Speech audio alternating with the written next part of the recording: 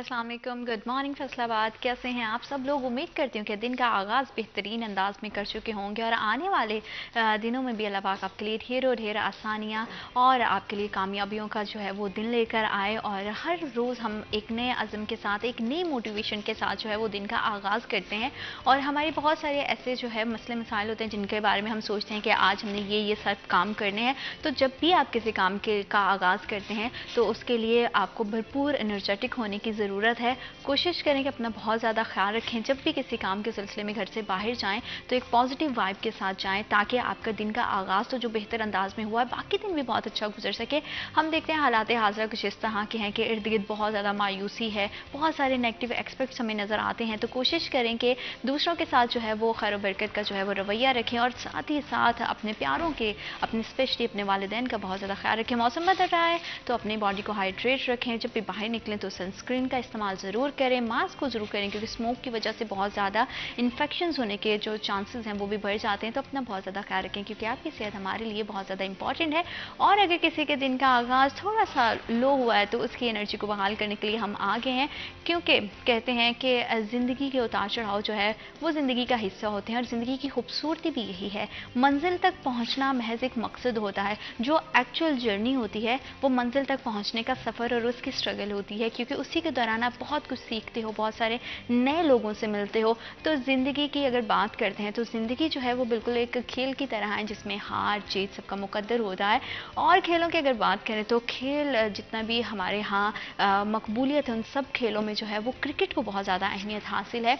हमेशा से हम अपनी क्रिकेट टीम के लिए बोलते हैं तुम हारो या जीतो सुनो हमें तुमसे प्यार है, लेकिन अगर आपकी परफॉर्मेंस ही बेहतर नहीं होगी, हार जीत खेल का हिस्सा ज़रूर है लेकिन मैटर करता है कि आपने कितनी स्ट्रगल की है, आपकी कितनी एफर्ट रही है। लेकिन अगर आपकी एफर्ट ही नहीं होगी, आपकी स्ट्रगल ही नहीं होगी तो शायद लोगों के लिए ये कहना भी मुश्किल हो जाएगा कि आप हारो जीतो हमें कोई उससे फ़र्क नहीं पड़ता, हम आपसे बहुत प्यार करते हैं। तो इस पूरे हालात हाज़िरा में भी अगर हम देखें तो जहाँ बहुत सारी चीज़ें हमें जो है वो परेशान करती हैं, क्रिकेट एक ऐसी गेम है, एक ऐसा खेल है जिसको जब भी जिसकी बात होती है तो लोग बहुत ज़्यादा एनर्जेटिक हो जाते हैं। लोगों की इमोशंस जो है वो क्रिकेट के साथ वाबस्ता हैं, हमारे प्लेयर्स के साथ वाबस्ता हैं। लेकिन हमने देखा कि अनफॉर्चुनेटली पहले ही सूरत हाल बहुत ज़्यादा डाउन जा रही थी और अगर वर्ल्ड कप की बात करें तो पाकिस्तान की उसमें जो कारकर्दगी है कोई खासी बेहतरीन नहीं रही, बहुत ही ज़्यादा मायूस कुन रही है। इसके पीछे की क्या वजूहात हो सकती हैं, क्या रीज़न्स हो सकते हैं? क्या सिलेक्शन में किसी तरह की कोई जो है वो गलती और भूल चूक हो गई, और क्या फिटनेस के हवाले से और हमारे कोचेज़ की क्या उस तरह से तो जो हमारे प्लेयर्स पे, हमारी टीम पे नहीं थी? इसके बहुत सारे जो है वो सर्कमस्टांसेस हो सकते हैं। इसी हवाले से आज हम बात करेंगे और इस पे बात करने के लिए हमें स्टूडियोज़ में ज्वाइन किया है मोहम्मद अली नारो, हमारे रिपोर्टर हैं। अस्सलाम वालेकुम, कैसे हैं अली आप? अल्हम्दुलिल्लाह। Thank you so much for coming. और साथ ही साथ क्रिकेट पे बात करने के लिए हमारे दूसरे रिपोर्टर हैं अरसलान दुरानी, उन्होंने भी हमें ज्वाइन किया। अस्सलाम वालेकुम अरसलान, वालेकुम अस्सलाम। कैसे हैं आप? अल्हम्दुलिल्लाह, आप थैंक यू बताएं। So much for coming. मैं बिल्कुल ठीक, अल्लाह का शुक्र। और आप दोनों मेहमानों का पहले तो बहुत शुक्रिया। मौसम बदल रहा है तो कैसे मिजाज हैं आपके? बस ठीक ही हैं आजकल, थोड़ा बहुत मिजाज तो आपको पता ही है क्योंकि ठंड हो रही है और हम उसको सीरियसली नहीं ले रहे, तो तबीयत थोड़ी बहुत होती है, लेकिन इट्स मतलब अब हाँ, हम यूज्ड टू हो गए हैं इन चीज़ों के। मौसम तो बदल ही रहा है लेकिन हमने देखा है कि बदलते हुए मौसम के साथ क्रिकेट का मौसम भी बहुत जो है ना वो अजीब तरीके से बहुत ज़्यादा खुशगवार नहीं रहा। उसने लोगों के मूड्स को भी बहुत चेंज किया। लोग बड़े मायूस हैं अपनी पाकिस्तानी क्रिकेट टीम की कारकर्दगी से। तो आप क्या समझते हैं अरसलान के ओवरऑल वर्ल्ड कप की अगर बात की जाए तो पाकिस्तान की बैड परफॉर्मेंस की सबसे बड़ी वजह क्या थी? देखिए, इंतहाई मायूस कुन परफॉर्मेंस हमारी रही है। अब ये हमारी होम कंडीशंस होती हैं, बांग्लादेश, इंडिया, यूएई और पाकिस्तान, यहाँ इन जगहों पर। लेकिन अपनी ही होम कंडीशन में हमारी ये हालत पहले कभी इतनी हमने नहीं देखा डिसअपॉइंटेड जितनी इस वर्ल्ड कप में हमने देखा है। और ये अब से नहीं है, पिछले 2015 में भी यही कुछ हुआ और 2019 के वर्ल्ड कप में भी यही हुआ कि हम दूसरों के रहम करम पर थे कि फलां से जीत जाएगा तो हम क्वालिफाई कर देंगे, जाएंगे सेमीफाइनल्स के लिए। न्यूजीलैंड ऑस्ट्रेलिया को हरा दे, ऑस्ट्रेलिया न्यूजीलैंड को हरा दे और एक टीम वैसे ही मर जाए, फिर जाके हम कहीं जाएंगे। तो ये सिचुएशन बनी हुई थी।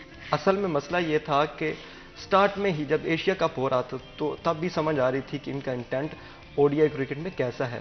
वनडे क्रिकेट की जब बात आती है तो वहाँ पर आपको स्टैमिना के साथ साथ एक डिफरेंट माइंडसेट से जाना होता है। हमारा मसला ये है, या तो हम टेस्ट मैच खेलते हैं बिल्कुल स्लो, या फिर हम T20 की तरह तेज खेलते हैं। तो ये वनडे क्रिकेट जो इन दोनों के दरमियान एक स्टैमिना का चेक करने का, इंटरनेशनल आप क्रिकेट दूसरी देखें, दूसरे ममालिक को देखें, तो उन्होंने एक इंटेंट के साथ वो ग्राउंड में उतरते हैं जब वनडे क्रिकेट की बात होती है। लेकिन हमारे खिलाड़ी जो है वो, उनका इंटेंट ये होता है कि आपने पहले 10 ओवर विकेट बचानी है, अगले 10 ओवर आपने सिंगल डबल करने हैं, उससे अगले 10 ओवर, आखिरी 5 ओवर में हमने शॉटें मारनी, और वो भी नहीं लगती, आउट हो जाते हैं। तो ये सूरत हाल है कि हमारा जो आवे का आवे कहते हैं ना, बिगड़ा हुआ, वो बिगड़ा हुआ था। एशिया कप में जो टीम सेलेक्ट हुई थी वहाँ पर ही मसले थे, वहाँ पर आपको स्पिनर की ज़रूरत थी एक टेस्ट करवाने के लिए। Asia cup was a test for us. उससे पहले जो हमारी सीरीज़ हुई थी अफगानिस्तान से हुई थी, उससे पहले हमारी न्यूजीलैंड से सीरीज़ हुई थी, वो हमारी होम कंडीशंस पर हुई थी।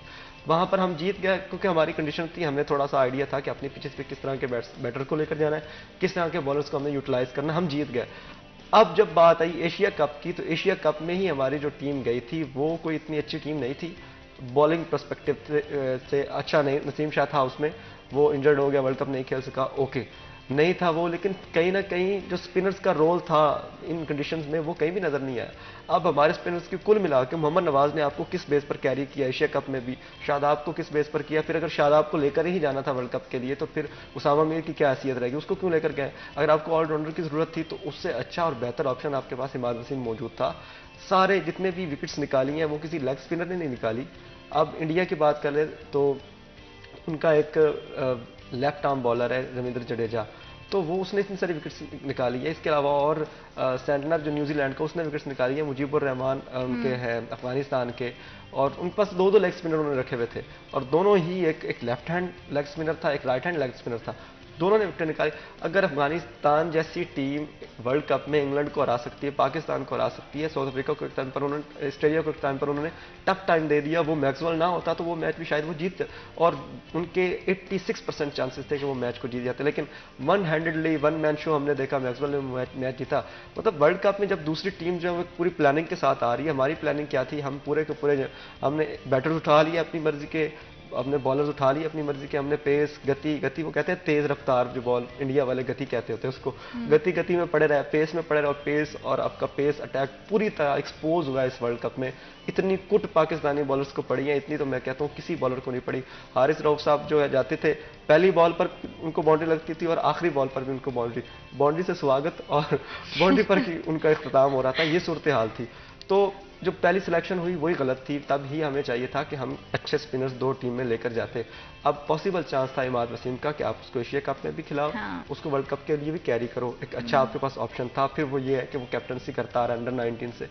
एट द एंड जब आप इस तरह की सिचुएशन में हो, जब हमसे गलत डिसीजन हुए हैं, इस वर्ल्ड कप में भी बहुत सारे हुए हैं, एशिया कप में भी हमने बहुत सारे वर्ल्ड कप जो है बैड डिसीजन किए, तो एक बड़ा सीनियर प्लेयर आपके पास जाता है, आपको कुछ बताता है कि यार ये वाला डिसीजन नहीं लो, फला बॉलर से करवा रहा हो, ये बॉलर यहाँ पर आपको विकेट की बजाय आपको रन पड़ेंगे, मोमेंटम हमारे हाथ से चला जाएगा। क्योंकि जो वनडे क्रिकेट होती है इसमें मोमेंटम चेंज होता रहता है, पहले 10 ओवर अलग होता है, अगले 10 ओवर अलग होता है, आपने छोटे छोटे प्लान्स बनाने होते हैं। ये नहीं करना कि आपने जी 50 ओवर जाके खेलने, हम किस माइंड सेट से जाते हैं, अगर हम बैटिंग कर रहे हैं तो हमारा माइंड सेट ये तो हमने 50 ओवर खेलने, वो फिर हम खेलने नहीं जाते। क्यों नहीं खेले जाते?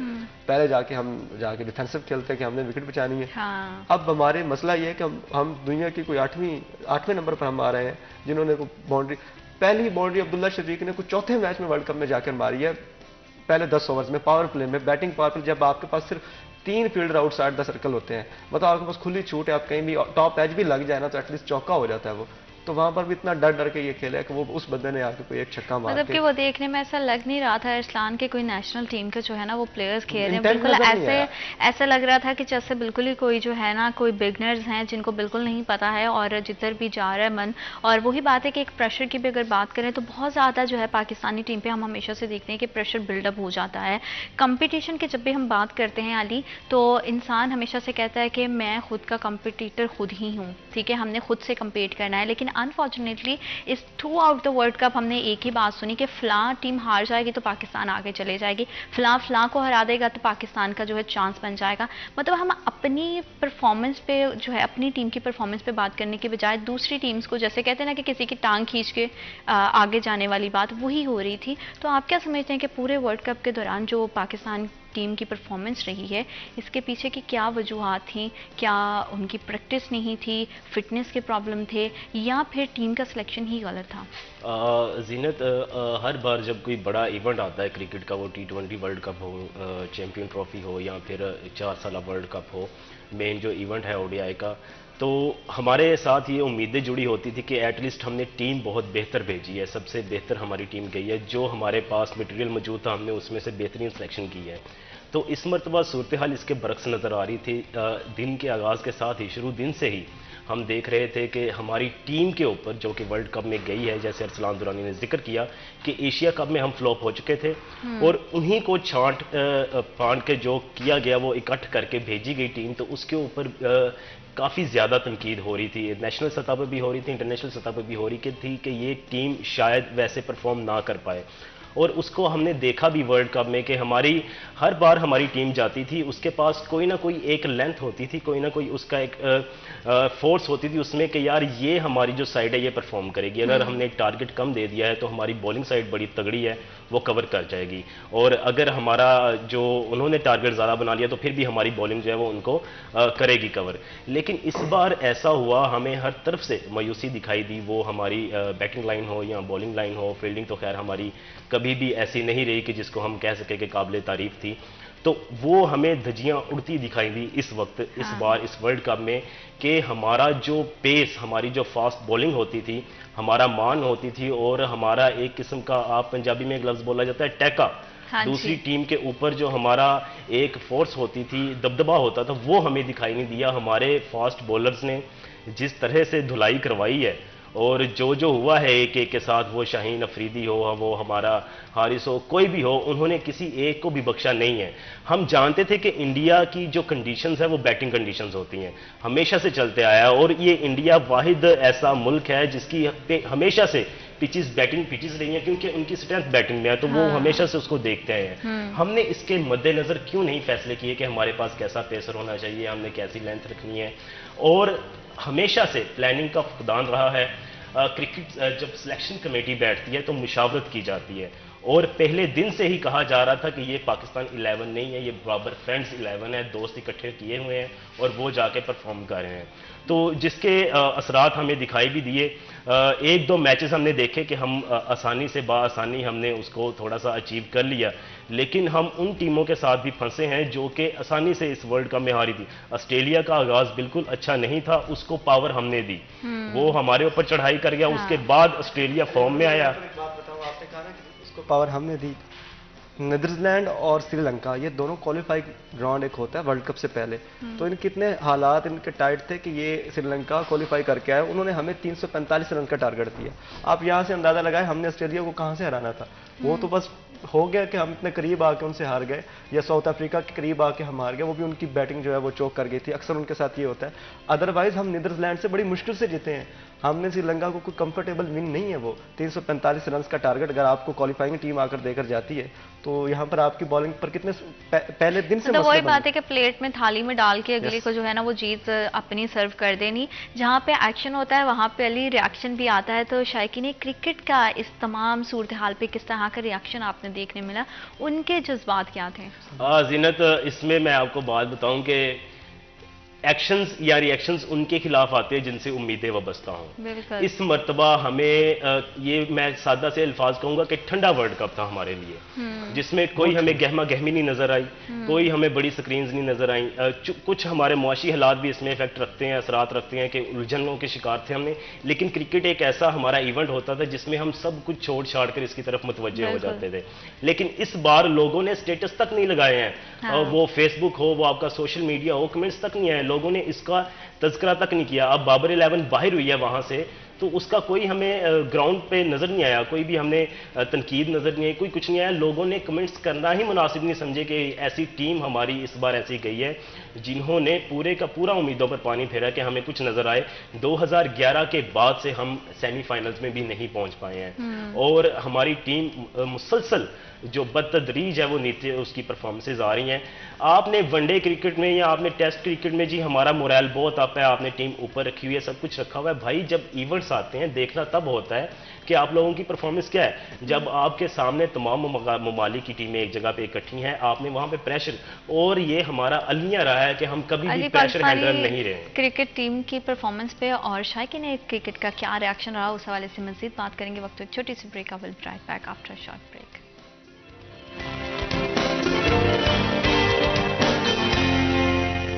Welcome back after short break. आप देख रहे हैं सिटी एट 10। हम बात करें क्रिकेट के हवाले से कि जहां पे पाकिस्तानी क्रिकेट टीम की जो परफॉर्मेंस है वो बुरी तरह से मायूस कुन रही, तो वहीं पे हमारी जो पाकिस्तानी आवाम थी उनके रिएक्शन भी कुछ खास नहीं रहे। लोगों ने ज़रूरत ही नहीं समझी कि कोई भी मतलब अपना इंपॉर्टेंट टाइम जो है वो निकालें और इस पर कोई कॉमेंट करें, या फिर उनकी कारकर्दगी इतनी मायूस कुन थी कि लोग इतने ज़्यादा जो है ना वो दिलबर्दाश्ता हो गए, क्योंकि हमारे बड़े जज्बात जुड़े हुए हैं हमारी क्रिकेट टीम के साथ, हमारी क्रिकेट के साथ। और स्पेशली जब बात आती है इंडिया पाकिस्तान के मैचेस की, तो हम जो है वो ज़रा ज़्यादा एक्साइटेड हो जाते हैं। लेकिन इस बार क्योंकि हालात भी कुछ आपको पता है कि किस तरह के चल रहे हैं, हर तरफ बहुत ज़्यादा मायूसी थी, तो इन तमाम हालात में अगर पाकिस्तान टीम की परफॉर्मेंस बहुत बेहतरीन रहती, या चलो बेहतर भी रहती, तो शायद लोगों के लिए एक खुशी का समा होता, लोग उस तरह से उसे एक इवेंट की तरह सेलिब्रेट करते।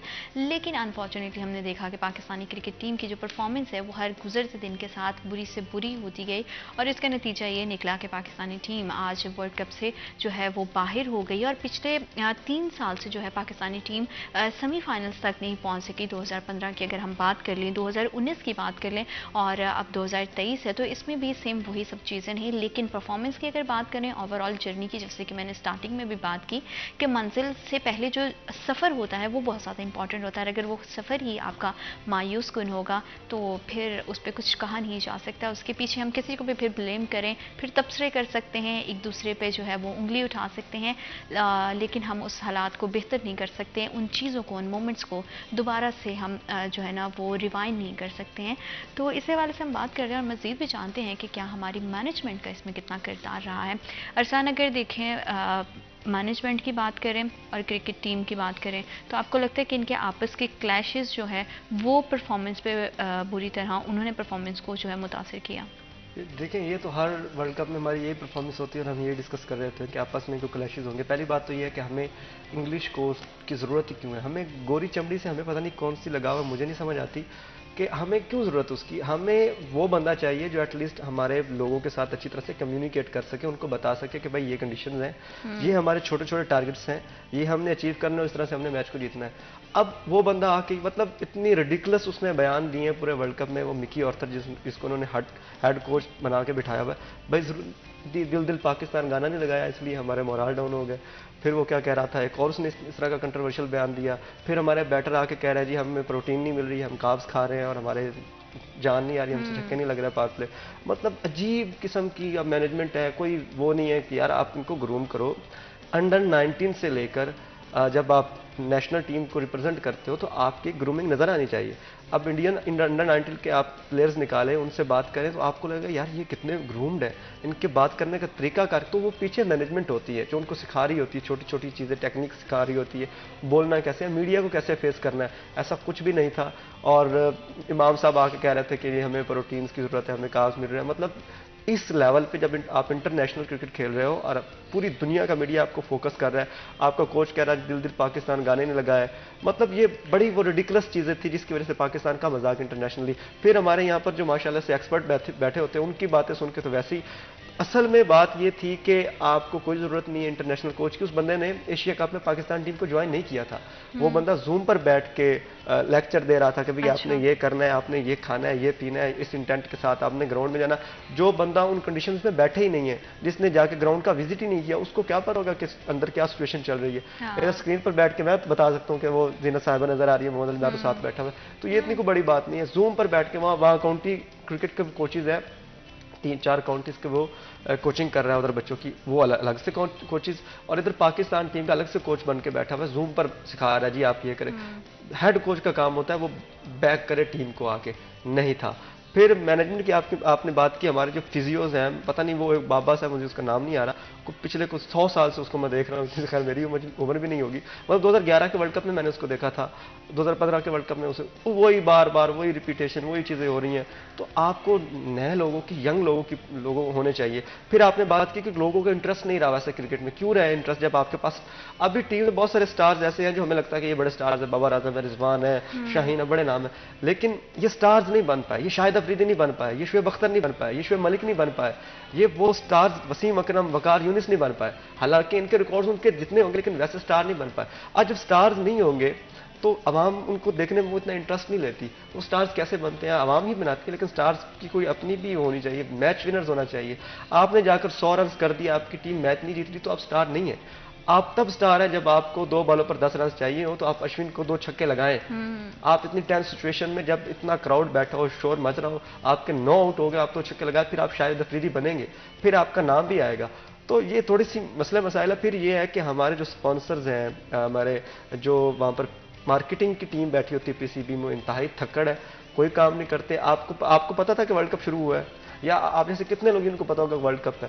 थोड़ी सी ये स्पोर्ट भी होती है, आप सोशल मीडिया पर तो देखते हैं, लेकिन वैसे स्पोर्ट भी होती है, तो वो इतना हमारा मीडिया भी उसको नहीं हाईलाइट करता जितना पहले किया करता था। आप इंडिया में आप देखें कि ये बहुत बड़ा बिजनेस है। ये वजह भी तो है ना कि पाकिस्तानी टीम की जो है वो मुसलसल कारकर्दगी जो है वो डाउन से डाउन ही जाती है। ये तो मार्केटिंग टीम ने भी सोचा होगा कि क्यों इस पे जो है वो पैसे और वक्त का ज़िया करना, छोड़ो जो हो रहा है होने दो, बराए नाम। मतलब मुझे तो ऐसा लगता है जैसे एक फॉर्मेलिटी थी, सिर्फ गए और वापस आ गए। अभी तक बांग्लादेश जितने भी वर्ल्ड कप्स खेली ना, कभी उन्होंने सेमीफाइनल नहीं खेला और कोई इतनी परफॉर्मेंस नहीं रहती, पर उनके स्पॉन्सर चेक करें, उनकी फैन फॉलोइंग चेक करें, आप हैरान रह जाएंगी। तो ये कारकर्दगी को देखकर फैन फॉलोइंग नहीं होती, ये तो एक आप है ना, आप जितनी चीज़ को दिखाएंगे, प्रेजेंट करेंगे, वो उतना होगा, वो नहीं होती। यहाँ पर इंटरनेशनल मैचेस होते हैं, उनकी पीआर इतनी नहीं होती। तो मार्केटिंग जो बैठी है वो भी वैसे ही बैठे जैसे हमारे ऐवानों में लोग बैठे हुए हैं, तो उन्होंने भी वही करना होता है। हम अपने टॉपिक पर आते हैं कि हमारी जो मैनेजमेंट है वो क्या कर रही है। मैनेजमेंट ने सबसे पहले जो चीफ सिलेक्टेड साहब जो है वो बिल्कुल वर्ल्ड कप जब हम पता चल गया कि अब हम खुड्डे, वो पाकिस्तान पंजाब में खुड्डे लाइन लग गया, फिर वो इस्तीफा दे रहे हैं, जी मैं सिलेक्शन कमेटी से इस्तीफा देता हूँ, अब खुद जानो और जो मर्जी करना है कर लो। अब एक तो आपका जो चेयरमैन है ना, बोर्ड का चेयरमैन, क्रिकेट बोर्ड का चेयरमैन, वो क्रिकेटर होना चाहिए जिसको पता है अभी यार क्रिकेट की ये टर्म्स है, हमने अपने आप को इस तरह से इंटरनेशनल लेवल पे प्रेजेंट करना है।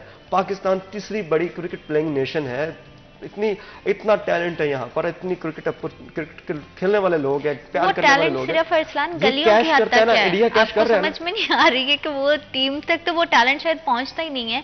गलियों में हमारे पास इतने अच्छे अच्छे प्लेयर्स हैं, हम देखते हैं कि सूबाई लेवल पे जो टीमें हैं, जिनको जो बच्चे बेचारे ऊपर नहीं जा पा रहे हैं, जिनको सपोर्ट करने वाला कोई नहीं है, और एक वो प्लेयर्स हैं जिनके साथ सपोर्ट भी है, जिनके पास बजट भी है, जिनके पास कोच भी हैं, लेकिन उनकी परफॉर्मेंस बिल्कुल जीरो है। प्रेशर के हवाले से जैसे अरसलान बात कर रहे थे अली, कि बहुत ज़्यादा पाकिस्तानी टीम पे प्रेशर आ जाता है। एज कैप्टन क्या बाबर आजम पे वो प्रेशर आपको दिखाई दिया through out the world cup, और आपको क्या लगता है कि वो बहुत ज़्यादा अंडर प्रेशर थे और टीम की परफॉर्मेंस के हवाले से, क्योंकि बड़ा अहम रोल प्ले करता है कैप्टन जो है अपनी टीम के लिए। जीनत, हमारी बदकिस्मती रही है कि आज तक हम मैच की सिचुएशंस को समझ ही नहीं पाए।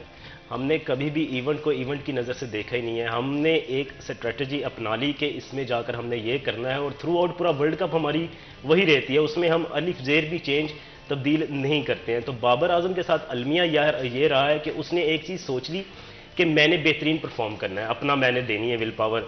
बाबर की परफॉर्मेंस इस वर्ल्ड कप में हमारे लिए तेंदुलकर की सेंचुरी साबित हुई है कि जब भी उसने सेंचुरी की है तो उसकी टीम हारी है। तो बाबर आजम तेंदुलकर से कम नहीं रहा हमारे लिए। इंडिविजुअल परफॉर्मेंस तब आपकी माने खेज साबित होती है जब आप टीम को विन करवाते हैं, जैसे कि मैक्सवेल ने किया है। उसकी इंडिविजुअल परफॉर्मेंस थी और वो वाकयातन अकेली ही सिंगल हैंडेड उसने मैच का पांसा पलट दिया है, और वो मैच उसने अफगानिस्तान के मुंह से छीना है वापस। वन मैन शो था वो। अब यहाँ पर जैसे आपने जिक्र किया प्रेशर का, हमारे यहाँ पर वो जो हमारा प्लेयर है उसकी वो तरबियत ही नहीं की जाती कि आपने मैच में किस तरह से खेलना है। आपके चेहरों से नुमाया हो जाता है कि आप प्रेशर में हैं। हाँ। आपकी कारकर्दगी से, आपकी बॉडी लैंग्वेज से जाहिर होता है कि आप प्रेशर में हैं।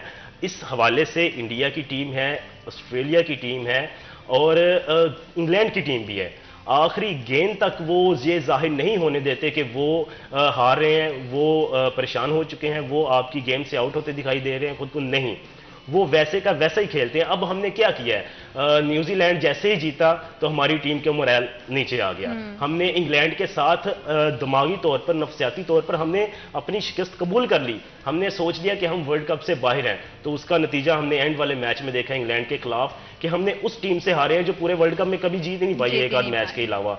और हमने उस टीम अच्छा खासा उसको टफ टाइम हम दे सकते थे, लेकिन हमने नहीं दिया। इसका मतलब ये है कि हम अपने सिचुएशन के हिसाब से चलते हैं, हम सिचुएशन को गाइड नहीं कर पाते, हम उसको संभाल नहीं पाते। आखिरी मैच में क्या जाता है इनका, अगर ये इंग्लैंड को टफ टाइम देते, ये मैच जीत जाते, हम वर्ल्ड कप में नहीं आगे जाते, लेकिन आप मैच तो जीतते।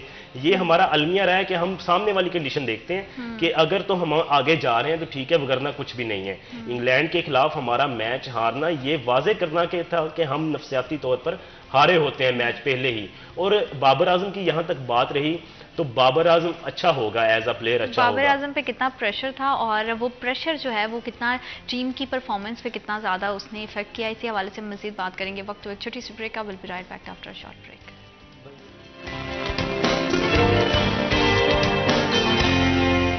Welcome back after a short break. आप देख रहे हैं सिटी एट 10। क्रिकेट के हवाले से बात करें तो पाकिस्तानी टीम की जो परफॉर्मेंस है बहुत ही ज़्यादा मायूस कुन रही है।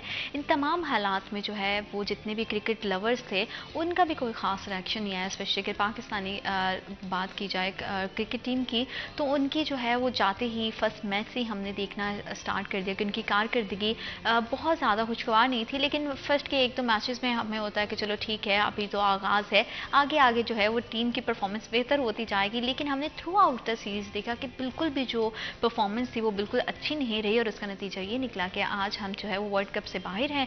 और दूसरी टीमें जो कि जिनका लोग समझते थे कि बड़ा मुश्किल है आगे जाना और ये कभी जीती नहीं है, उन टीमों से भी पाकिस्तानी टीम हार गई। तो एक बहुत बड़ा क्वेश्चन मार्क है हमारी परफॉर्मेंस पे, हमारी मैनेजमेंट पर, हमारे कोचेस पे कि उनका ध्यान किधर है। क्या वो टीम पे उस तरह से फोकस नहीं कर पा रही, क्या हमारी टीम उस तरह से प्रैक्टिस नहीं कर पा रही।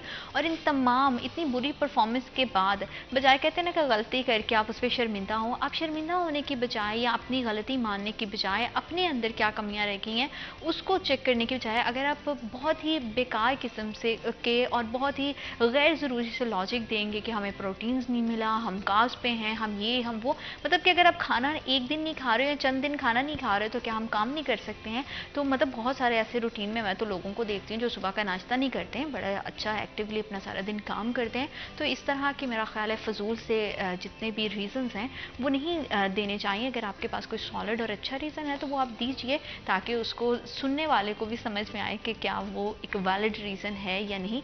और जहाँ पे बेहतरी की गुंजाइश है वहाँ पे बेहतर करें। ठीक है, गेम का हिस्सा है, हार जीत, आप हार गए, कोई नहीं। पाकिस्तानी टीम को हमेशा से लोगों ने बहुत प्यार दिया है, बहुत उनको सराहा है। तो जीत हार जो है वो खेल का हिस्सा है, बट कोशिश भी किसी चीज़ का नाम है, कोशिश करना बहुत ज़्यादा ज़रूरी है। अली, जैसे हम बात कर रहे थे कि एज जो है वो कैप्टन कितना ज़्यादा बाबर आजम पे प्रेशर रहा, तो उस हवाले से आप बात कर रहे थे कि हमारी टीम जो है वो अंडर प्रेशर तो ज़रूर आती है और उसके लिए कहीं ना कहीं मैं भी समझती हूँ हम मेंटली तौर पे उतने ज़्यादा स्ट्रॉन्ग नहीं हैं कि हम बहुत जल्दी जो है वो प्रेशर में आ जाते हैं। तो इन तमाम हालात में बाबर आजम का अंडर प्रेशर होना हमारी टीम के लिए कितना ज़्यादा नुकसान दे रहा? कप्तान जी फ्रंट पर होता है और अगर कप्तान ही ठंडा पड़ गया है या कप्तान ही नफसियाती तौर पर हार गया तो टीम की हार तो पक्की हो जाती है। क्योंकि कप्तान, आप देखें 92 के वर्ल्ड कप में इमरान खान की जो इंडिविजुअल परफॉर्मेंस है वो हम कह सकते हैं कि मुनासिब थी जी। बहुत ज़्यादा अप नहीं थी या बहुत ज़्यादा नीचे नहीं थी, लेकिन उसका मोरल अप था। उसने टीम को ये बताया हुआ था कि हमने जीतना है और वो कप्तान काम लेना जानता है। जब हम क्रिकेटर से काम लेना जानते हैं तो फिर हमारी टीम परफॉर्म भी करती है, हम जिम्मेदारी भी डालते हैं, हम सब कुछ करते हैं। लेकिन जब एक प्लेयर को बताया जाता है कि जब आपने परफॉर्म नहीं किया तो आप बाहर होंगे, अगले मैच में आप नहीं खेल पाएंगे, तो उसके सर पे यही उसका प्रेशर सवार है, उसने आगे क्या परफॉर्म करना है। और ये बुनियादी वजह है हमारी टीम में कि हमारी टीम में आज तक तसलसल नहीं आया। हम प्लेयर्स तब्दील करते हैं, एक चांस देते हैं उनका और एक मैच को हम सब कुछ ही समझ लेते हैं। लेकिन इस वर्ल्ड कप में हमने देखा कि इनको चांस मिले, इनको मौके मिले। इमामुल्लाह को उसकी बड़ी मिसाल है कि जनाब आते गए, जाते गए, आते गए, सिफर पे जाते गए और फिर भी कुछ नहीं बना। लेकिन एक ही अगर तसलसल आ जाए और कैपेबिलिटी देखें कैप्टन अच्छा परफॉर्मर हो ना हो, अच्छा मैनेजरियल होना चाहिए बिल्कुल। और उसको एट द स्पोर्ट फैसले करने आने चाहिए। जब MS धोनी कप्तान बना तो उस वक्त बड़े बड़े नाम थे इंडियन टीम में, तेंदुलकर था, सहवाग था, युवराज था, बहुत बड़े बड़े नाम थे, लेकिन MS धोनी में ऐसी क्या खासियत थी कि उसको नीचे से उठा के ऊपर कप्तान बना दिया गया इतने सीनियर प्लेयर के ऊपर? क्योंकि उसके पास स्ट्रेटजी थी, उसके पास चीज़ों को देखने का तरीकाकार था और फैसला लेने की हिम्मत थी। आप रिस्क लेते हैं, जब आप रिस्क नहीं लेंगे आप क्या करेंगे? आप एक तसलसल के साथ चला रहे हैं और इसकी बड़ी वजह ये होती है कि कोई मुझ पे कल को कोई बात ना आए। हाँ। मैं तसलसल के साथ जाता जो कहें कि जी हम मैनेज कर रहे थे। आप रिस्क लेते हैं यार, आपके पास पावर है, आपके पास एबिलिटी है, आपके पास मौका है, आप चेंज करो, आप तब्दीली लाओ। आप कुछ भी नहीं कर रहे और आप कह रहे हैं कि जी ये हमारा ओवरऑल प्लान था, हमने उस पर ही पूरा उतरना था। तो नहीं भाई, ऐसा नहीं है। इस वक्त अब ये वापस आते हैं तो बाबर को एक प्लेयर के तौर पर आप रखें, बेहतरीन प्लेयर है, लेकिन कप्तानी मेरी ज़ाती राय है, ये एक नाकिस तज्जिया भी हो सकता है क्योंकि हम बाकायदा, मैं स्पोर्ट्स को नहीं देखता, लेकिन एक शायक के तौर पर कि बाबर में कप्तानी का मार्जिन बहुत कम है, उसकी निस्बत इमाद वसीम बहुत बड़ा नाम है। हाँ। हमने उसको जो हमारी अपना सुपर लीग है उसमें भी देखा है, PSL में भी देखा है, वो फैसले लेता है और ऐसे दबंग किस्म के आदमी की ज़रूरत है जो खुद तो परफॉर्म करता है, नहीं करता है वो अलग बात है, दूसरे से परफॉर्म करवाना जानता है। एक खिलाड़ी छोड़कर अगर वो 10 बंदों से काम लेना जानता है तो टीम कहीं की कहीं भी पहुंच सकती है, बजाय कि आप अपनी परफॉर्मेंस देखें कि मैंने परफॉर्म करना है, मैंने परफॉर्म कर दिया, मैंने अपना बोझ हल्का कर दिया, अब आपके 70 रन, 60 रन, 50 रन का क्या फायदा कि हम सेमीफाइनल तक क्वालिफाई नहीं कर पाए, हम पहले ही बाहर आ गए हैं। तो इसकी निस्बत वो कप्तान जो सबसे काम लेता, जो सबको आगे लाता, प्रेशर डालता, जिम्मेदारी डालता। देखें, जब आप किसी के ऊपर जिम्मेदारी डालते हैं तो वो फील करता है कि मैंने मैच को विन करवाना है। हमने देखा बाज मैचेस में रिजवान ने अच्छा परफॉर्म किया, फ़खर आया, उसने अच्छा परफॉर्म किया, मैच का पासा पलट दिया, और न्यूजीलैंड के खिलाफ जिस तरह इन्होंने बेहतरीन परफॉर्मेंसेस दी हैं, इसका मतलब है हम करने पे आते हैं तो हम कर जाते हैं। तो फिर मसला कहाँ पे? अगर हमारे पास टैलेंट भी है तो सब कुछ है। बड़ी वजह हमारे पास मनसूबाबंदी की है कि हम जब मैच की सूरत हाल तब्दील होती है तो हम खुद को तरतीब नहीं करते हैं, तब्दील नहीं करते हैं, हम वैसे के वैसे एक ही प्लानिंग के साथ खेलते हैं जिसका नतीजा मनफी आता है सामने। तो ऐसा हमारी टीम को बनाने की जरूरत है। अब वो 70 की दहाई की, 80 की दहाई की क्रिकेट नहीं रही है। आप एक मनसूबासाजी के साथ मुकम्मल मैच नहीं खेल सकते। जैसे दुरानी ने पहले जिक्र कर दिया कि 10 ओवर के बाद आपकी स्ट्रेटजी चेंज होती है, आपने मनसूबा चेंज कर देना, आपने देखना है सामने वाली टीम क्या कर रही है, और अगर आप उसके मुताबिक नहीं ढालते, अपने प्लेयर्स को नहीं डालते, तो उसका नतीजा मनफी आता है। देखिए, टीम लीडर बन जाना किसी के लिए भी बड़ा आसान है, लेकिन लीडरशिप क्वालिटी जो है वो बहुत ज़्यादा मुश्किल है कि किस तरह से अपने सिचुएशन के अकॉर्डिंग, जैसे अली ने बात की कि स्ट्रैटेजीज को चेंज करना, प्लेयर्स को जो है वो काम एंड कूल रखना ताकि उन पे प्रेशर बिल्डअप नहीं हो। तो अरसलान, आपको क्या लगता है कि PCB की जानिब से भी ऐसे कौन से इकदाम पहले करने चाहिए थे? वर्ल्ड कप से पहले ऐसी कौन सी तैयारी की? क्योंकि हम देखते हैं अक्सर फिल्म्स में भी हमने देखते हैं कि कोई भी अगर स्पोर्ट पे फिल्म्स बनी हैं तो प्रीवियस मैचेस दिखाए जाते हैं, उनकी जो है शॉट्स को, उनकी स्ट्रैटेजीज़ को जो है वो नए तरीके से रीफेस करके हम जो है वो प्लेयर्स को बताते हैं कि अगर इस तरह की सिचुएशन आ जाए तो आप ये कर सकते हैं। क्या हमारे यहाँ वो स्ट्रैटेजीज़ की अगर बात की जाए, हमारे यहाँ जो प्लानिंग की बात की जाए, तो उसमें कहीं कमी थी? हमारी ओवरऑल पहले से तैयारी वैसी क्यों नहीं थी कि हम एक वर्ल्ड कप के लिए जा रहे हैं और हम जो है फिर है भी एशिया का ग्राउंड, तो वहाँ पे पूरी तरह से जो हम अपनी परफॉर्मेंस देते, हम पूरी तरह से नाकाम हो गए? नहीं, तैयारी मेरे ख्याल से तो जो क्रिकेट में तैयारी है ना, वो आपने ग्राउंड में जाके करना है, जो भी करना है मनसूबाबंदी वहाँ पर ही करनी है। जो पहले करने वाली चीज़ है वो ये होती है कि अच्छी सिलेक्शन, और फिर साइकोलॉजिकली आपको तैयार होना पड़ेगा, आपको मेंटली प्रिपेयर करने, उस हवाले से इकदाम होने चाहिए थे जो कि नहीं होते हमारे यहाँ। ये है कि ग्रास रूट लेवल से ही क्रिकेटर्स जो हैं, आपने लीडरशिप की बात की, कप्तान नहीं बनाए जाते, मतलब कभी किसको दे दी, कभी किसी को दे दी। अब यहाँ पर कुछ ऐसे प्लेयर्स हैं जिन्होंने अंडर 19 से, अंडर 16 से, अंडर 13 से वो कैप्टनसी करते आ रहे हैं और अभी भी टीम में मौजूद है, लेकिन उनको नज़दीक भी नहीं आने दे रहे इस चीज़ के। तो जो बंदा जिसके पास एक्सपीरियंस होगा वो उसको यूटिलाइज करेगा कि यार ऐसी सिचुएशन मुझे जब अंडर 19 में था तो मुझे पेश आई थी, तो मैंने ये डिसीजन लिया था, ये कारआमद साबित हुआ था, अभी मुझे वही डिसीजन लेना, तो वो लेता है, हो सकता है वो कामयाब भी और हो जाते हैं, क्योंकि एक्सपीरियंस आपको कहीं ना कहीं फ़ायदा देता है। फिर आपने बात की कि मनसूबाबंदी हमने नहीं की। पहले मनसूबाबंदी यही थी कि हमारे लिए, मैंने आपको पहले बताया कि Asia cup was a big challenge, हम वहाँ पर आप अपने आप को प्रिपेयर कर सकते हैं कि इंडिया में हमने वनडे क्रिकेट किस तरह से खेलनी है। जैसे अभी नारू ने बात की कि जो मनसूबाबंदी होती है वो सिचुएशनल होती है, आपने वहाँ पर देखना है, पॉलिसी बनानी है कि अब सिचुएशन क्या चल रही है, अब हमें कौन सी हिकमत अमली अपनानी है, अभी हमें कौन सा कौन सी टर्न लेनी है। हमने क्या किया था, हम वही जैसे अरू बात कर रहा था कि 70-90s की क्रिकेट खेल रहे हैं कि 250 टारगेट करो और 150 पर अगली टीम को आउट कर दो। नहीं भाई, अब आप 150 पर आउट नहीं कर सकते, आपके पास ना ही तो वो बॉलर ना ही वो कंडीशंस है। अब इंडिया की आपको मिसाल दूंगा, वो क्या करते हैं, रोहित शर्मा आता है 40-50 स्कोर करता है, आउट हो जाता है, अगला आता है वो भी 40-50, हर बंदा 40-50 करता है, वो टारगेट सेट करता है जी 400 का। अब जब बोर्ड पर 400 है तो आपको एक साइकोलॉजिकल आपको विन होगी कि यार वही ना मैंने कि 400 स्कोर इसमें किया। असलन टीम वर्क, जैसे हम हर सिचुएशन में टीम वर्क की बात करते हैं, क्रिकेट से हट के भी हम किसी भी काम की बात करते हैं, अगर हर बंदा अपनी इंडिविजुअली परफॉर्मेंस भी देता है इस मैच में, तो मुझे लगता है कि कारकर्दगी बहुत वो individually बेहतरीन जैसे होती। जैसे आपने इंडिया की टीम की बात की, लेकिन हमारे यहाँ पता नहीं स्ट्रैटेजीज कब बेहतर होंगी। आपका बहुत शुक्रिया, आपने हमें और हमारे प्रोग्राम को वक्त दिया। अली, आपको बहुत शुक्रिया, आपने हमें और हमारे प्रोग्राम को वक्त दिया। और पाकिस्तानी टीम के बारे में हम सिर्फ दुआ ही कर सकते हैं कि अल्लाह करे कि हमारी जो है पीसीबी की सिलेक्शन और आपस की मैनेजमेंट के जो भी अगर क्लैशेस हैं तो वो क्लियर हों, हमारी जो है स्ट्रैटेजीज बेहतर हों।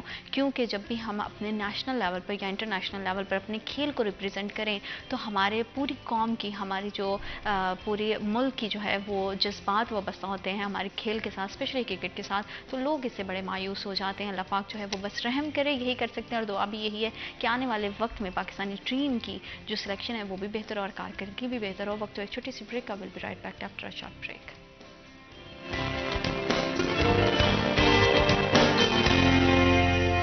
Welcome back after short break. आप देख रहे हैं सिटी एट 10। हम बात करते हैं हमेशा से डिफरेंट तरह के एक्सपेक्ट्स पे कि हमारे सोसाइटी में क्या चल रहा है। और अगर हम बात करते हैं हमारे अपनी ज़रात की, तो उसमें सबसे ज़्यादा हमें ये होता है कि हमारे किसान भाई कितना ज़्यादा फ़ायदे में रह सकते हैं।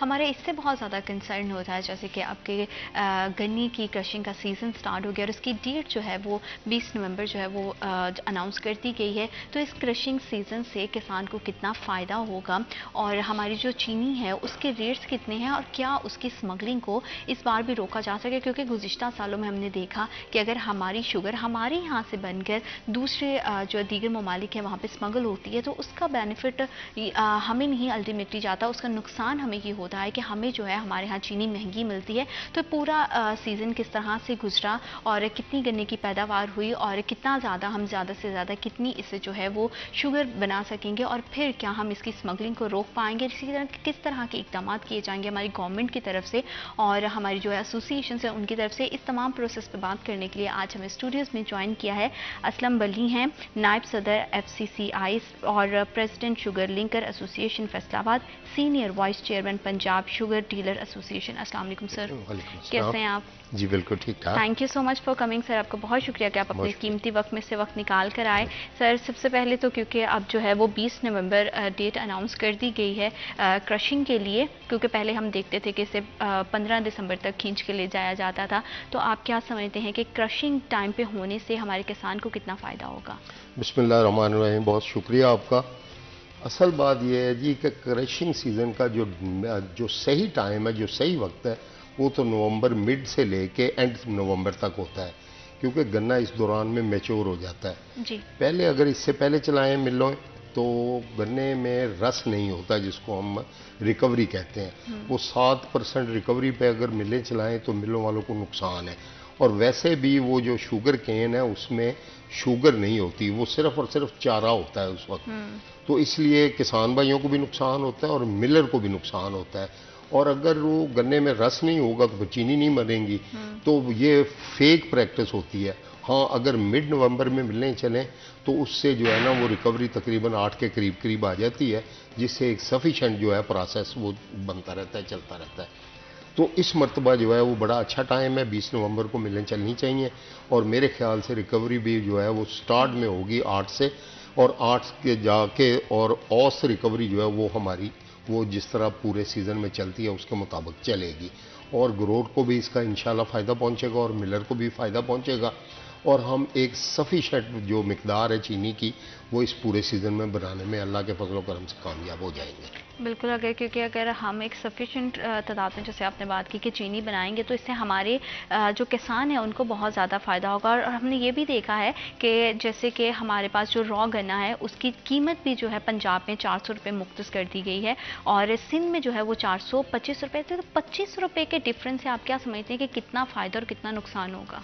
ये असल में तो वैसे चूंकि साथ साथ दोनों सूबे हैं और दोनों सूबों में ही ज़्यादा मिलें हैं।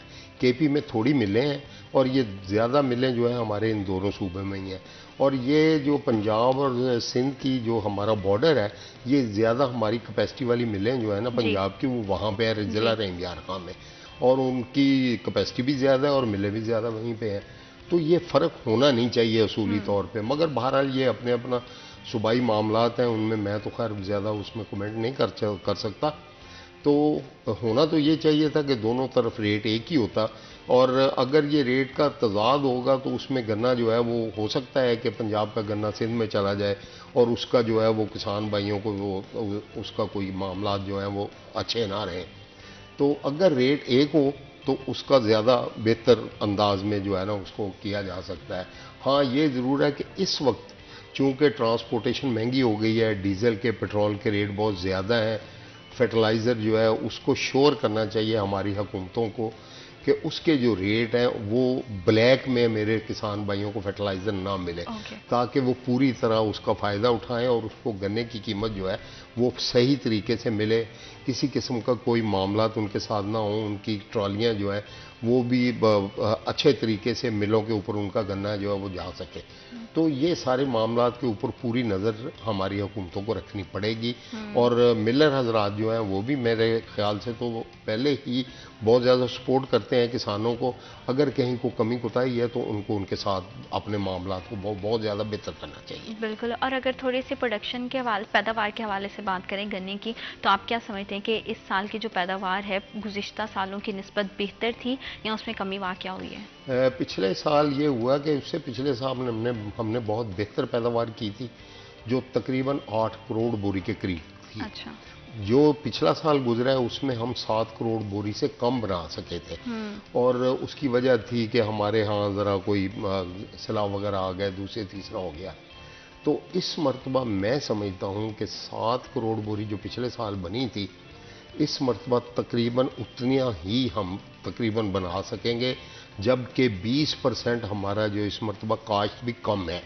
मगर चूंकि सैलाब की वजह से हमारी ज़मीन जो है उसमें वो पानी की ज़रखेज़ी है और रिकवरी कुछ पिछले साल की निस्बत ज़्यादा होगी, और हमारी जो लागत है वो तकरीबन हम 7 करोड़ बोरी के करीब जो है वो हम पूरे साल में खा जाते हैं। तो इस मरतबा हमारे पास 20 से 25 लाख 30 लाख बोरी जो है वो कैरी ओवर भी हो जाएगी, पिछली जो हमारे पास बच जाएगी। और अगर हमारी रिकवरी कुछ ज़्यादा हुई और 7 करोड़ बोरी के करीब हमने बना भी ली, तो फिर हमारी मुल्की ज़रूरत के मुताबिक हमारे पास चीनी जो है वो सफिशेंट होगी और एनफ होगी हमारे लिए। हाँ, ये ज़रूर है कि जो पिछले साल हमारी चीनी बार स्मगल हो गई जी। वो इस मरतबा हमें बहुत ख्याल रखना पड़ेगा कि हमारी चीनी बाहर ना जाए। हाँ। और उसके ऊपर हमारा फोकस करना पड़ेगा हमारी हुकूमतों को।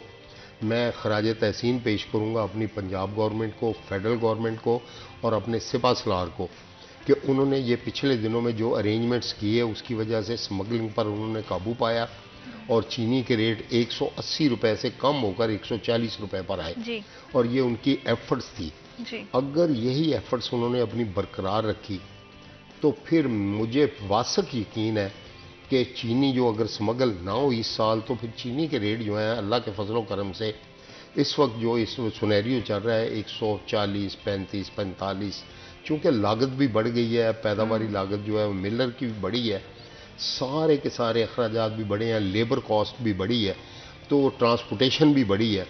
और इन सारी चीज़ों को अगर हम देखें तो अगर 150 तक भी चीनी का रेट रह जाए और स्मगलिंग ना हो, तो ये हमारी हुकूमतों की, हमारे मिलर्स की, हमारे किसान की, ये बहुत बड़ी कामयाबी होगी और आम आदमी को इसका बहुत से ज़्यादा फ़ायदा भी पहुंचेगा और रिलीफ भी मिलेगी। क्योंकि सारी बात है कि जब हमारे यहाँ पैदावार भी हो रही है, पूरा प्रोसेस हमारे यहाँ होता है, फिर हमारी ही आवाम को अगर महंगे दामों चीनी मिले तो ये बड़ी अलमिया की बात है। और उसमें आपकी बात बिल्कुल ठीक है कि हुकूमती इदारों को जो है वो अपना बहुत इसमें जो है ना प्लानिंग जो है वो अपनी मनसूबाबंदी बहुत अच्छी करनी पड़ेगी।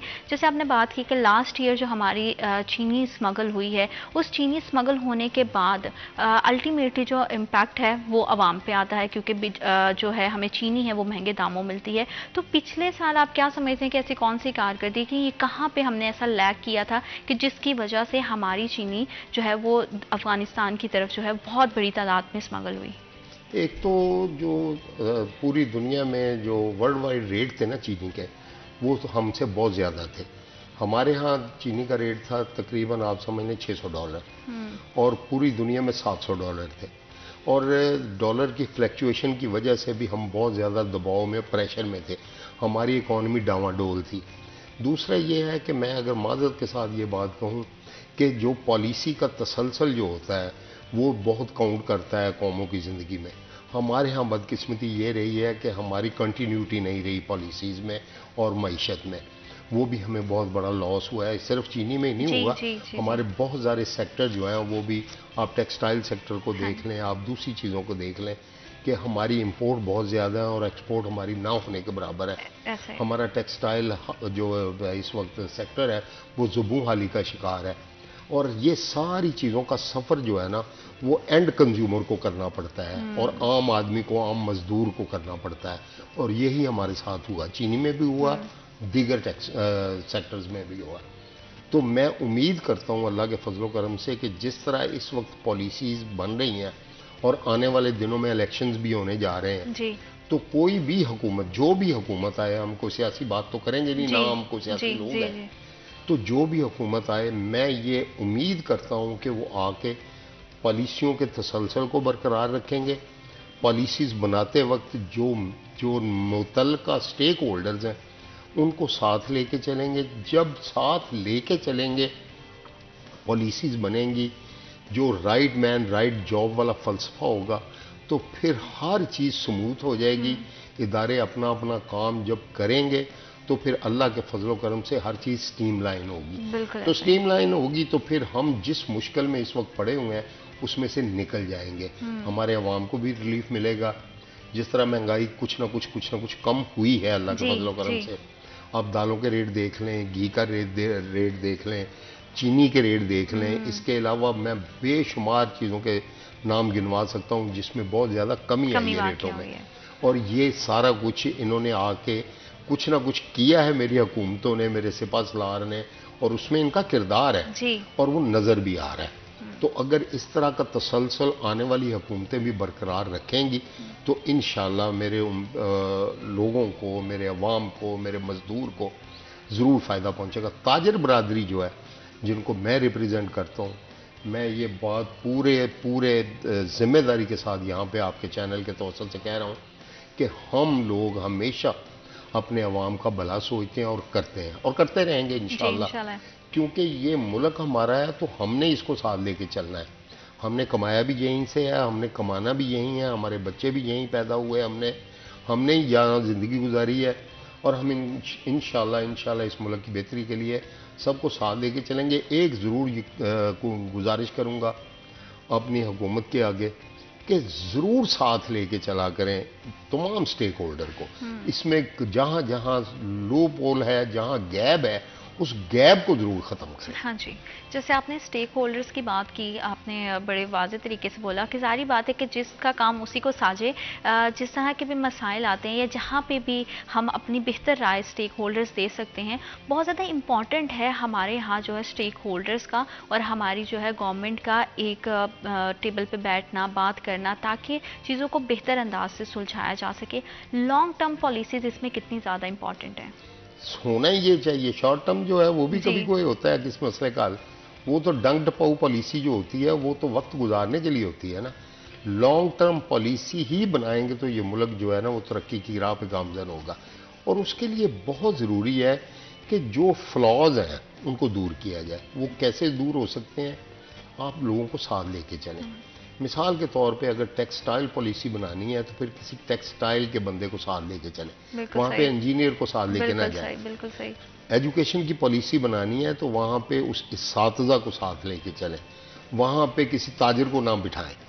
और इसी तरह ताजिरों के लिए कोई पॉलिसी बनानी है, एफबीआर के मामलात को तय करना है तो फिर किसी इंडस्ट्रियलिस्ट को, किसी ताजिर को, किसी ताजिरों की एसोसिएशन के नुमाइंदों को, उनको ऑन बोर्ड लें। और जहाँ तक एफबीआर के मामलात हैं, टैक्सेस के मामलात हैं, वहाँ पे हम लोगों को साथ बिठाएं भाई कि ये करना है। अब मैं पिछले दिनों में सुन रहा था, आजकल भी बड़ा चर्चा है कि परचून फरोशों को हमने टैक्स नेट में लाना है। बिल्कुल लाना चाहिए। हर बंदे को जो इस मुल्क में कारोबार करता है, पैसे कमाता है, उसको टैक्स देना चाहिए। ये मैं बिल्कुल वाज़ेह तौर पे कहता हूँ। मगर उसके लिए अगर आप तरीक़ेकार नहीं बनाएंगे और जो लोग टैक्स दे रहे हैं उनके साथ जो सलूक हो रहा है उसको देख के जो बंदा टैक्स देना भी चाहता है, अगर वो नहीं देगा तो वो भी भाग जाता है। हाँ। तो उसके लिए ज़रूरी है कि आप एफबीआर की पॉलिसीज़ को ठीक करें। और वो ठीक कैसे हो सकती हैं कि आप लोगों को साथ शामिल करें, हम जैसे लोगों को साथ बिठाएं, चैम्बर्स को साथ बिठाएं, ताजिरों की एसोसिएशंस को बिठाएं, उनसे लें, तजावीज़ लें और उनको साथ ले के उनको कंपाइल करके तो फिर ये पॉलिसियाँ बनाएं। ये ना करें कि अगर आपने एनटीएन नंबर ना लिखा, अगर आपने अपना चलान फॉर्म बाहर ना लगाया तो आपके खिलाफ कार्रवाई होएगी। ये इस तरह के जो बयानात होते हैं ना, वो लोगों को खौफजदा करते हैं, हैरेसमेंट पैदा करते हैं। ये सारी चीजें आपको जहां जहां लूप होल है उनको खत्म करना होगा, तो सारा कुछ ठीक हो जाएगा। ये मुल्क बड़ा जरखेज है। बिल्कुल ऐसे ही हमारे पास बड़े सारे कुदरती ज़खायर भी हैं और लॉन्ग टर्म पॉलिसीज़ जो हैं वो यकीनन जो है वो बहुत सूदमंद भी साबित होती हैं। तो हमारे यहाँ पॉलिसीज़ की थोड़ी कमी है, उसका फुकदान भी है। मज़ीद इससे हमें कितना फ़ायदा होगा, इस हवाले से हम बात करेंगे। वक्त एक छोटी सी break, I will be right back after a short break.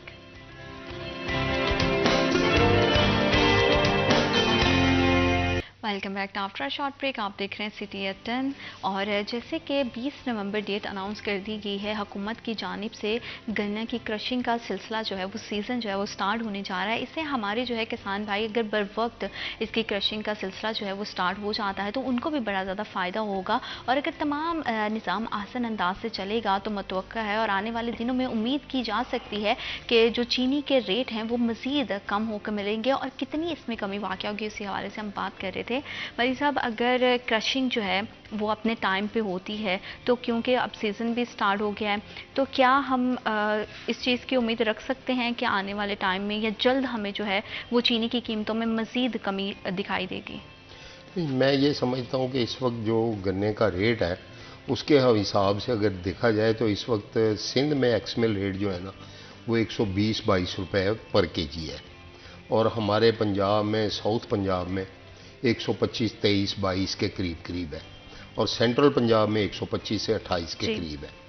तो ये बॉटम रेट है तकरीबन गन्ने के। अगर 145 या जो भी इस वक्त 425 रुपये रेट है अगर गन्ने का, उस हवाले से देखा जाए तो वो मेरे ख्याल में इसमें थोड़ी कमी और हो सकती है। बहुत ज़्यादा कमी का मैं नहीं देख रहा हूँ। मिसाल के तौर पे इसमें 5 रुपये, 4 रुपये, 6 रुपये तक की कमी जो है ना वो पर केजी में मज़ीद हो सकती है।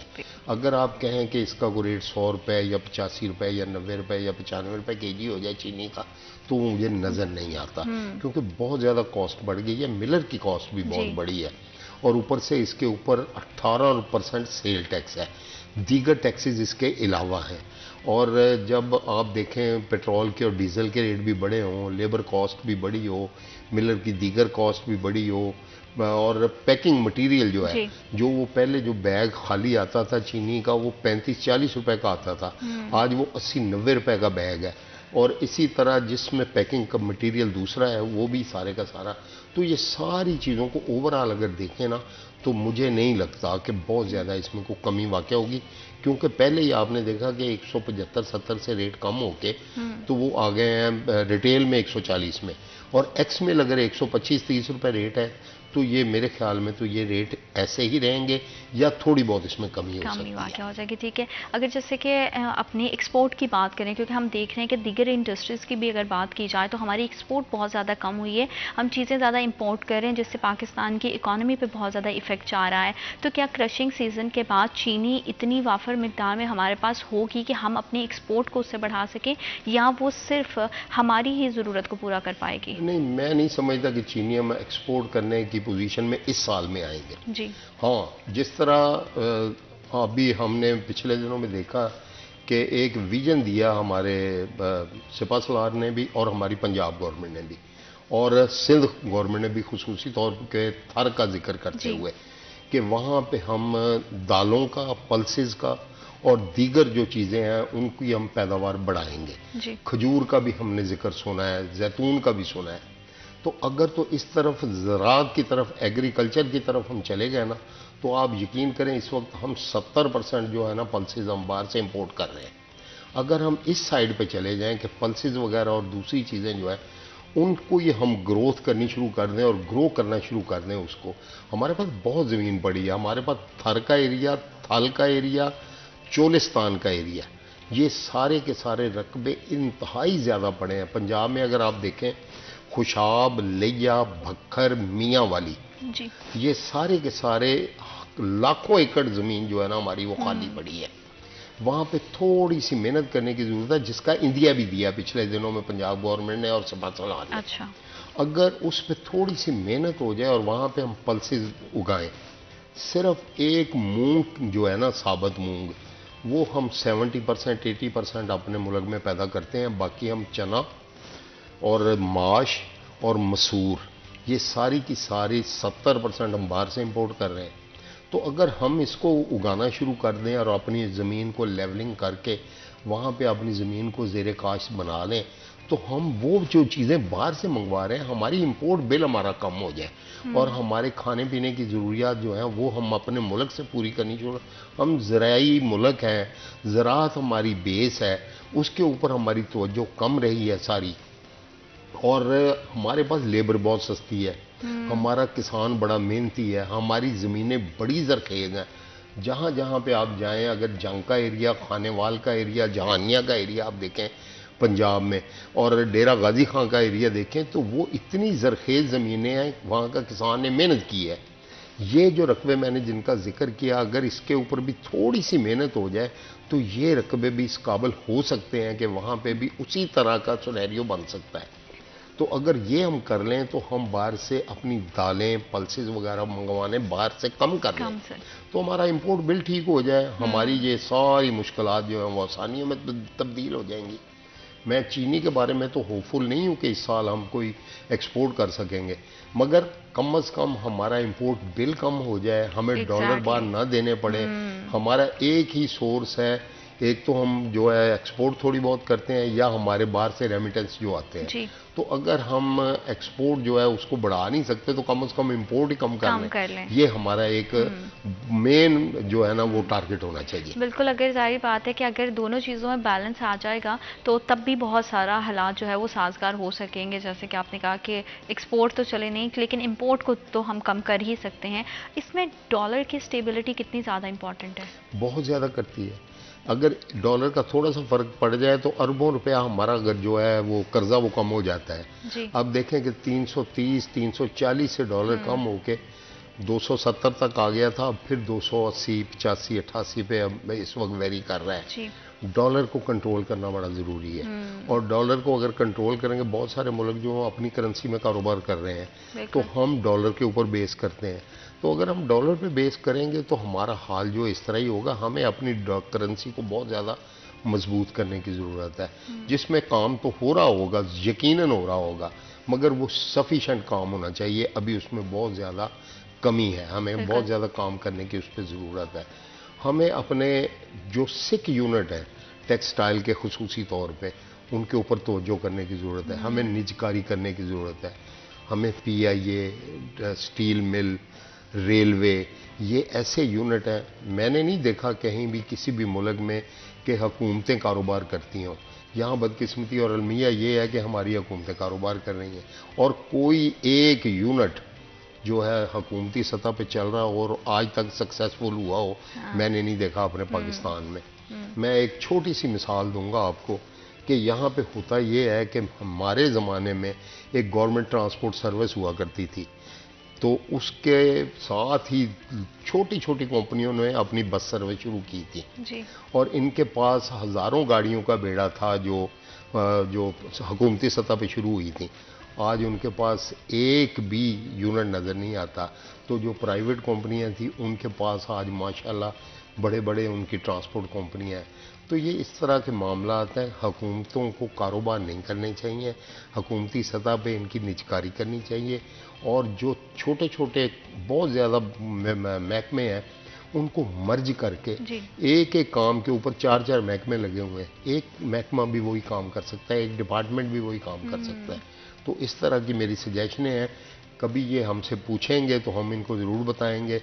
अभी तो बहुत ज़्यादा गैप है, कम्युनिकेशन गैप है गवर्नमेंट के दरमियान और ताजरों के दरमियान, उसको कम करने की ज़रूरत है। बिल्कुल, क्योंकि कम्युनिकेशन एक ऐसा ब्रिज है जिसके ज़रिए बहुत ज़्यादा मसाइल को जो है वो बात करके हल किया जा सकता है। और ज़ाहिर बात है कि आपको बेहतर पता है कि कौन से मसाइल जो है वो इंडस्ट्री को दरपेश है और उनको क्या उसका बेस्ट सोल्यूशन हो सकता है। अगर हम मसाइल के हवाले से थोड़ा सा बात करें, क्योंकि क्रशिंग सीज़न तो स्टार्ट हो गया है, उसमें क्रशर जब चलेंगे तो एनर्जी क्राइसिस भी हमें बहुत ज़्यादा फेस करने पड़े, उसकी क्या हमारी जो है वो मिल्स पे क्या और हमारी इंडस्ट्री पे क्या इम्पैक्ट आएगा, इस हवाले से हम मज़ीद बात करेंगे। वक्त एक छोटी सी break, I will be right back after a short break.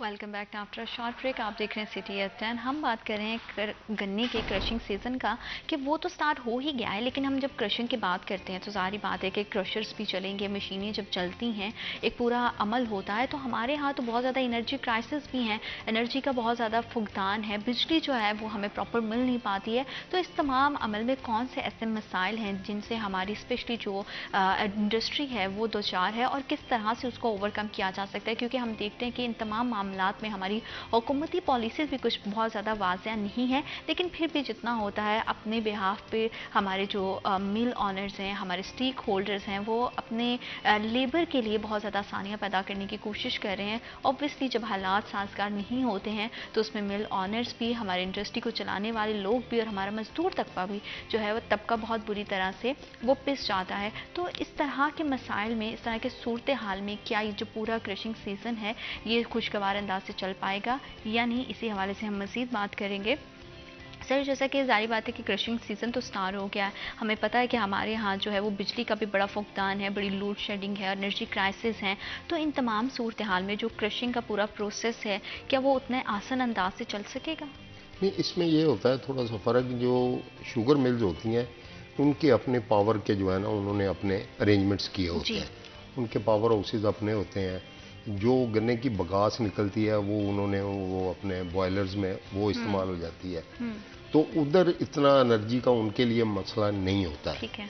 Energy का मसला मेरे टेक्सटाइल सेक्टर को है, मेरे दूसरे सेक्टर को। और आपने देखा होगा कि आजकल बहुत ज़्यादा यूनिट जो है हमारे बंद पड़े हैं और बिजली इतनी महंगी हो गई है कि वो उनको चलाना मुमकिन ही नहीं रहा। रोज़ाना की बुनियाद पे हर महीने पे आप देखती हैं कि 2 मरतबा, 1 मरतबा, 3 मरतबा बिजली के रेट जो है ना वो बढ़ जाते हैं।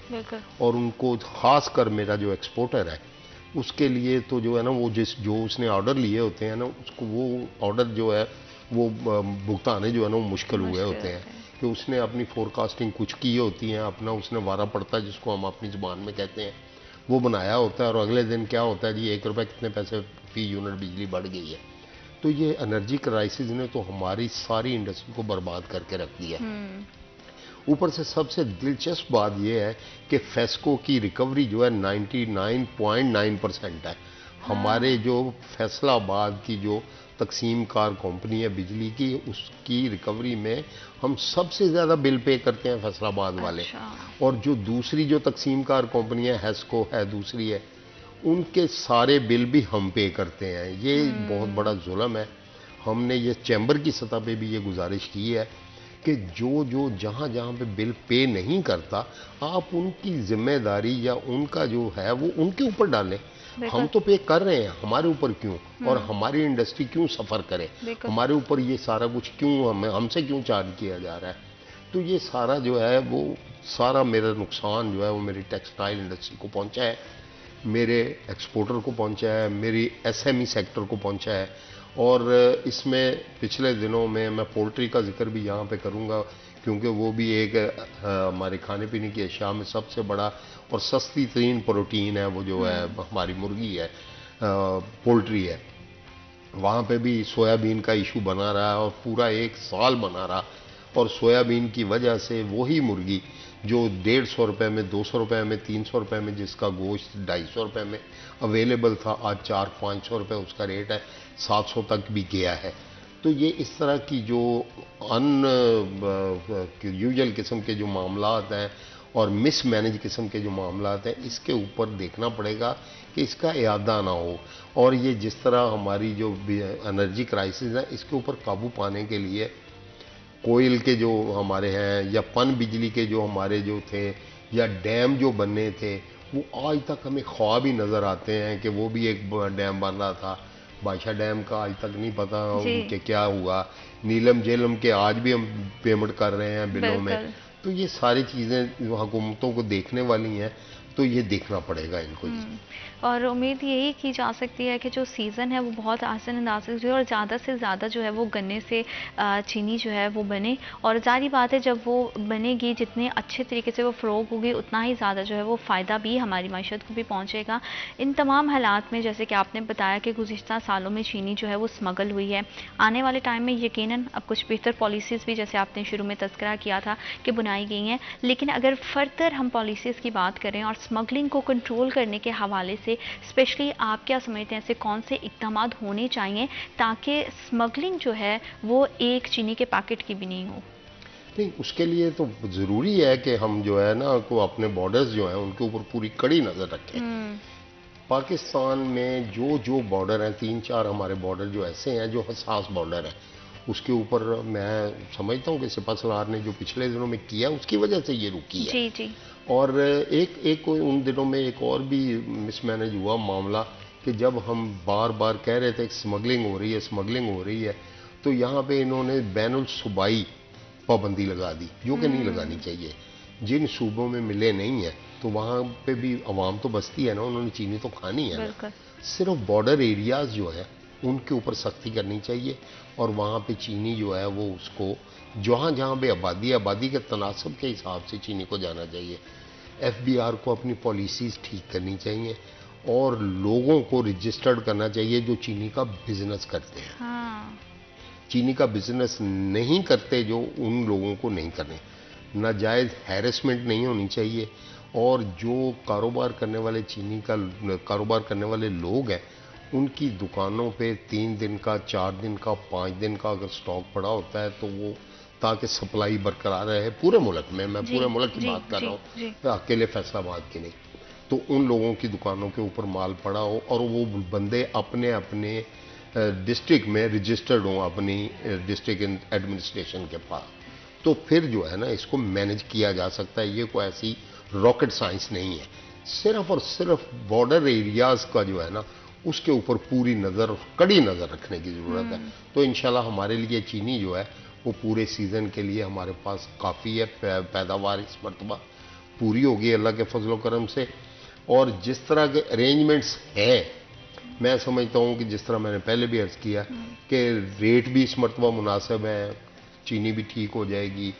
बाकी मामलात पर खुसूसी तौर पर जब इलेक्शन हो जाए, नई गवर्नमेंट आ जाए, तो हमें ऑन बोर्ड ले, हमसे मुराद ताज़ा नुमाइंदों को, इंडस्ट्रियलिस्ट को, स्टेक होल्डर्स को, मुतल्लकीन को, जो जो बंदा जिस सेक्टर के मुतल्लिका है उसको ऑन बोर्ड लेके तब पॉलिसियां बनाई जाएं और पॉलिसियां भी लॉन्ग टर्म बनाई जाएं। हाँ जी, क्योंकि लॉन्ग टर्म पॉलिसी से ये होता है कि चाहे फिर हुकूमत चेंज भी होती रहे, इंडस्ट्री के पास एटलीस्ट एक जो है वो रोड मैप होता है कि इसके थ्रू हमें चलना है और जो है वो अपनी पैदावार को भी किसान से बढ़ाना है। क्योंकि सारी बात है उसी में फिर किसान का भी फ़ायदा है, उसी में मज़दूर का भी फ़ायदा है। मज़दूर के हवाले से हम देखें तो आपको क्या लगता है कि दीगर इंडस्ट्रीज़ में तो हमने देखा है कि बहुत ज़्यादा बेरोज़गारी जो है वो लेबर को फेस करना पड़ी है, तो क्या शुगर मिल्स में भी इसी तरह की कोई सूरत हाल है कि जो मज़दूर तबका है वहाँ पे हमारी जो मैन पावर है वो पहले से कम हुई है या वहाँ पे हालात जो है पहले से बेहतर है? वो चूंकि सीजनल होता है, एक 100 दिन का सीजन होता है और 365 दिन में हमने चीनी खानी होती है, तो 100 दिन में जो लेबर होती है वो 100 दिन काम करती है। बाकी जो ऑपरेशनल स्टाफ होता है उनका या क्लरिकल स्टाफ होता है वो सारा साल के लिए होता है। तो वहाँ पे तो लेबर का काम है सिर्फ 100 दिन का, बाकी वो 100 दिन के बाद वो वहाँ से लेबर फारग हो जाती है। जो आपने कहा बेरोजगारी का, वो चूंकि मेरे यूनिट बहुत ज़्यादा टेक्सटाइल के मेरे मुल्क में बंद पड़े हैं और उस वजह से बेरोजगारी है, और ऊपर से लेबर की 32,000 रुपया जो तनख्वाह की है, 32,000 रुपये में आज एक आम आदमी का जिसके 5 खाने वाले अफराद हों उसका ना बजट बन सकता है, ना उसका बिजली का बिल दिया जा सकता है, और ना ही वो अपना बेचारा बच्चों की फीस और ना ही बच्चों के दुआ के पैसे जो है इलाज करवा सकता है। तो ये भी एक लम्हा फ़िक्री है हमारे लिए कि इस मुल्क में रहते हुए हम 32,000 रुपये की तनख्वाह को बहुत एनफ समझ रहे हैं। हालांकि ये ऐसी चीज़ें हैं जिसको मुझे लगता है कि मज़ीद बढ़ाना चाहिए, और 32,000 की जब हम बात करते हैं वली साहब, तो वो भी हर जो है वो मिल ऑनर पे नहीं कर रहा, क्योंकि क्राइसिस इतने ज़्यादा हैं। ज़ाहिर बात है प्रोडक्शन बढ़ेगी और अर्निंग होगी तो ही जो हमारा मजदूर है उसके भी हालात बेहतर होंगे। आपका बहुत शुक्रिया, आपने हमें और हमारे प्रोग्राम को वक्त दिया और इतनी तफसीली गुफ्तगू की, और हम उम्मीद करते हैं कि आने वाले दिनों में जो है वो बेहतर पॉलिसीज़ बनाई जाएंगी ताकि किसी भी तरह की जो गैर कानूनी कार्रवाइयाँ हैं या जो एक्टिविटीज़ हैं उनको रोका जा सके। स्पेशली अगर चीनी के हवाले से बात की जाए तो उसकी स्मगलिंग को कंट्रोल करना बहुत ज़्यादा इंपॉर्टेंट है, तभी हम अपने मुल्क को, कौम को जो है वो उसका फ़ायदा दे सकते हैं। अल्लाह पाक आपके लिए, हमारे लिए और हमारे मुल्क पाकिस्तान के लिए ढेरों ढेर आसानियाँ पैदा करे। अपना बहुत ज़्यादा ख्याल रखिएगा। अल्लाह निगहबान।